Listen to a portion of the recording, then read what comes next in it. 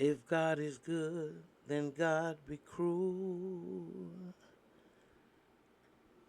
Take back the world you've granted the fool, and salvage the land that is best without man and all his greed. Where are the summers of my life? Have the seasons all gone cold? Where are the lovers of this life?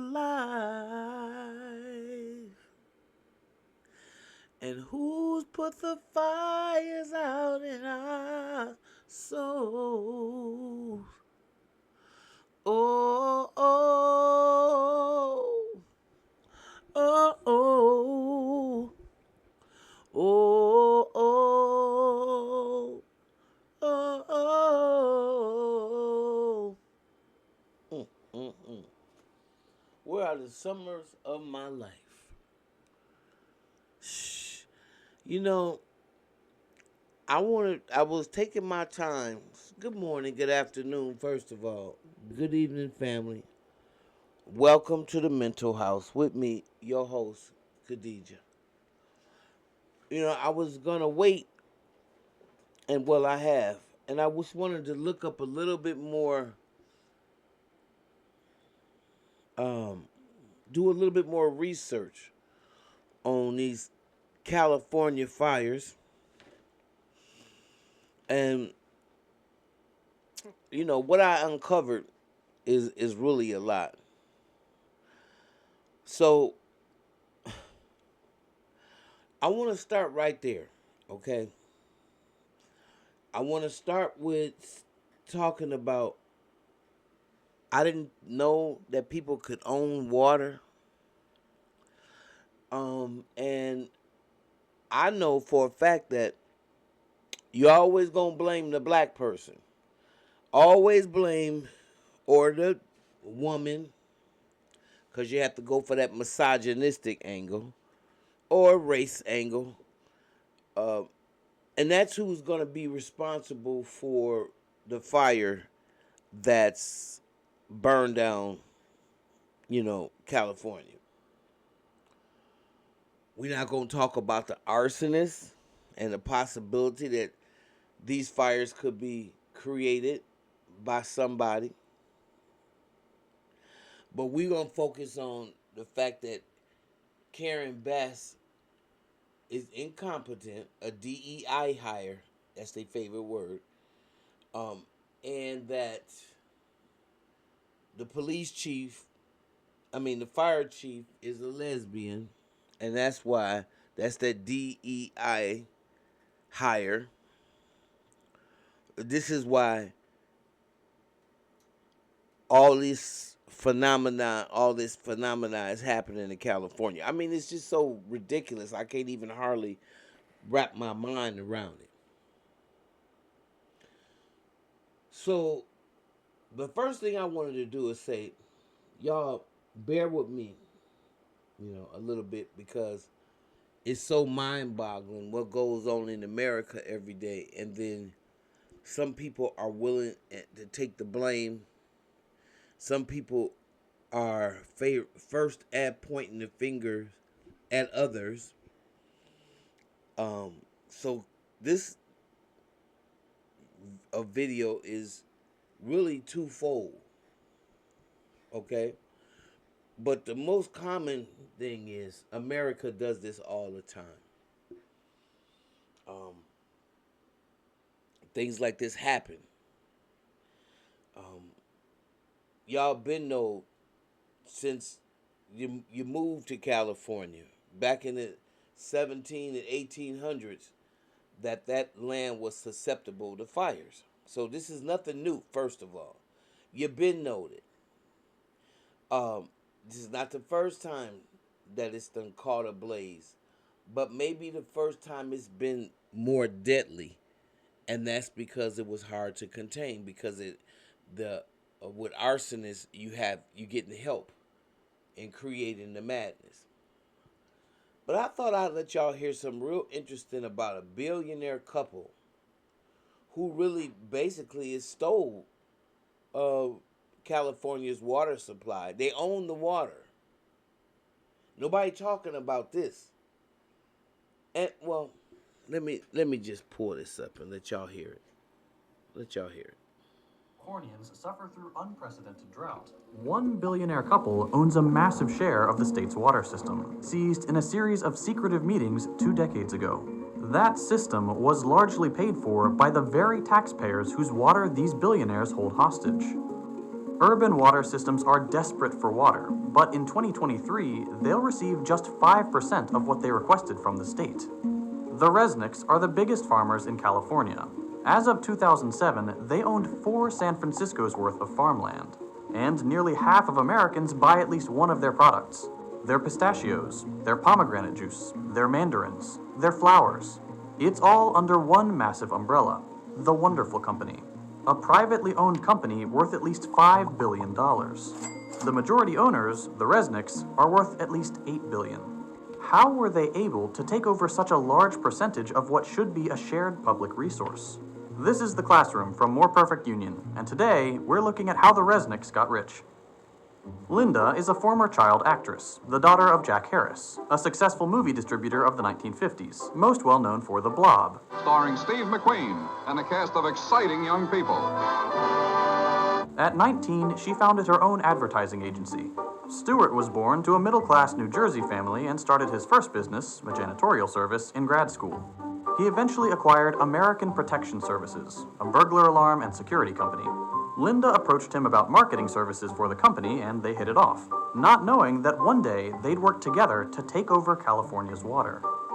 The Lovebirds became business partners. They bought Teleflora, the flower delivery company, and the Franklin Mint, purveyors of inane little tchotchkes. Linda was the marketing person, and Stewart was in charge of business.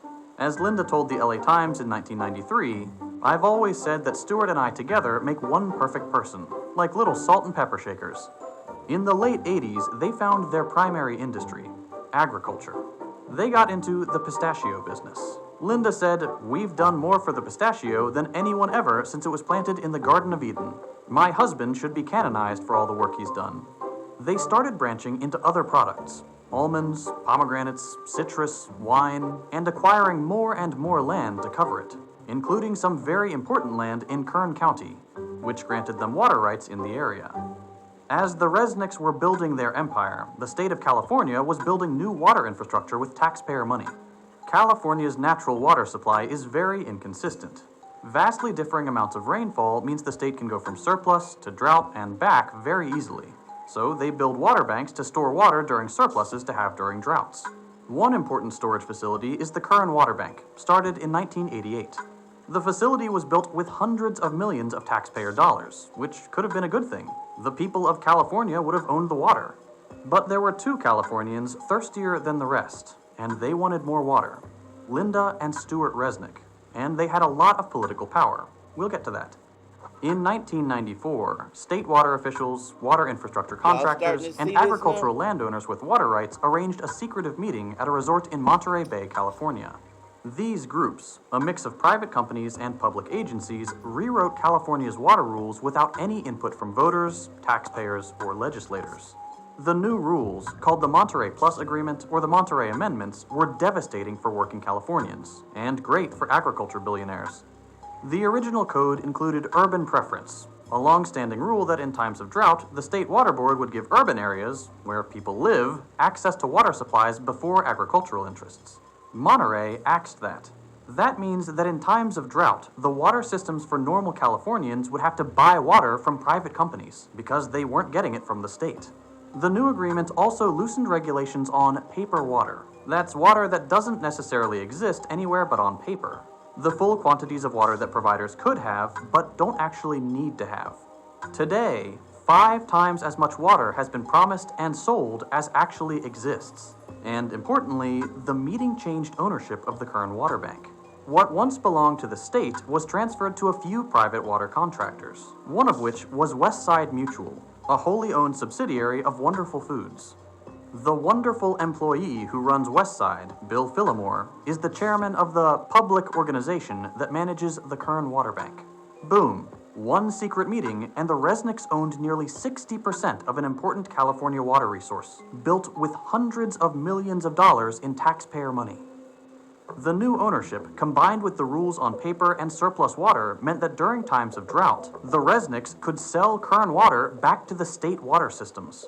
They took Californian taxpayers' water and sold it back to them, both literally as the water supply and also to grow expensive food like gourmet pistachios and pomegranate juice. They converted the people's water into products many can't afford. And that's just one water bank. The Resnicks also have control of other water boards and have been sued for directing more water towards their properties. So how do they get away with this Chinatown-level chicanery? Gonna be a lot of irate citizens when they find out that they're paying for water that they're not gonna get. With philanthropy. The Resnicks donate millions of dollars to politicians and research institutions, which help them secure control over water systems, and even get more water and more taxpayer funding. One important project is the proposed California Delta Tunnel, a taxpayer-funded project which would send water from Northern California to Central, where the Resnicks farms are. They've spent hundreds of thousands of dollars on state and federal legislation and politicians who support the tunnel project. But their favorite politician is Senator Dianne Feinstein. You come in here and you say it has to be my way or the highway. Chair of the Energy and Water Subcommittee. She's a close personal friend of the Resnicks, attending their holiday parties in Aspen and maintaining their financial interests. Connect the dots, A quick look through the bills she's sponsored shows several which would direct money to Kern-adjacent water projects. The Resnicks even ask her for things directly. When a pesky study about endangering salmon and shad fisheries threatened the Delta Tunnel, Stewart wrote a letter to Feinstein demanding a new study. She immediately forwarded it to the Obama administration, who agreed to spend $750,000 on a new study. It returned the same results as the first one. Can't buy science. But the Resnicks have tried. They are among the top donors to the University of California system, with their donations focusing on agricultural and ecological studies. The Resnicks have basically bought entire departments who put out studies on how water systems should be managed, and where funding should go. That leads to even more federal and state taxpayer dollars being used to fix up what the Resnicks profit off of. This is all bad for California, even in a capitalistic sense. Agriculture uses 80% of California's water, but only represents 2% of its GDP. The Resnicks' water monopoly is just one way their quest for wealth hurts the rest of us. They allegedly lobby for increased tensions with Iran to keep embargoes on superior Iranian pistachios. Their giant crops lead to monocultures which kill important pollinators. They siphon taxpayer dollars into the company town charter schools they own, set up to train children to work for their farms. And of course, like any company of this size, they exploit their workers. We need to treat water for what it is. A necessary public resource, a human right, and something that shouldn't be owned by anyone, and work towards legislative change that stops people like the Resnicks from stealing it. Thank you for watching, and don't forget to like and subscribe. Let me thank More Perfect Union for that clip. I think it's very important that we begin to place blame where it belongs. I didn't even know that these corporations are out here now and they own the water. So that changes dynamics a lot. These people control where the water go and where it don't go. How much should go, if that's what they choose to do. The Resnicks was very good friends with Dianne Feinstein. Interesting. I saw where the people were complaining, or I heard Donald Trump saying, this is what bothers me about black folk, talking about, yeah, everybody know this forest. This is because Donald Trump told them now. The floor of the forest got to be swept. Got all that dead debris. You got to clean it out once in a while. the dead trees. And so when it burns and it keep burning over and over again, if you ain't never cleaning that up, you know, that's helping it catch on fire. And I'm saying you're absolutely right. But y'all Californians did vote to keep the forest natural. And you know how y'all are. Y'all, real progressive. But you voted to keep the forest natural. So when the trees and the leaves and fall and that stuff don't get cleaned up, or nobody is there, uh, cleaning out the bottom of the forest, it's only a matter of time. That's how when the forest and them go up in flames. That's what happens. Then you have the issue of the arsonist. Then you got a situation where it hasn't really basically rained since spring, and you have all these factors sitting on top of each other, which is a recipe for disaster.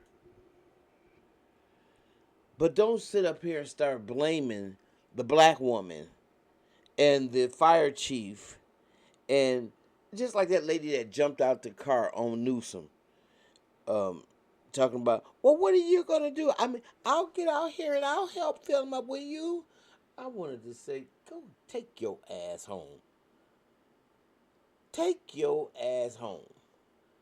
This man, and I don't know why he lied and said I'm on the phone. I don't know why people just can't be direct. Like, look, I'm up here taking care of business right now. I don't give a damn how she began to be pathetic and acting and well, I'll do it myself, all frantic. He tried to remain calm. I'm checking it myself. I'm checking it. Uh, I, I don't know. Uh, it's not next time. Instead of saying, look, I can't control that wind. I don't know how far it's gonna go. I don't know people out here burning up uh, the landscape. It's just too many unanswered questions for you jump on me and start asking me what am I gonna do right now. You need some time to settle down so we can find out what the hell is really going on. And then I would have just moved her ass out the way and got in the car and drove away. My heart go out to the people in California. And it really does. Nobody should lose everything that they have. But you got your life, and that's the most important thing. And if you have to rebuild someplace else, well, so be it. Thank God that you were lucky enough or financially blessed enough that you can go somewhere and rebuild. There's a lot of black people in those Altadena and Pasadena areas who are burnt out and don't have a clue because they didn't have a clue in it before the damn fire. So my heart go out to everybody, and I want to know what y'all think about corporations owning the damn water, or was y'all aware of that? I know I'm on the late show a lot, but just tell me what y'all think about that one. I'll see you in the next video.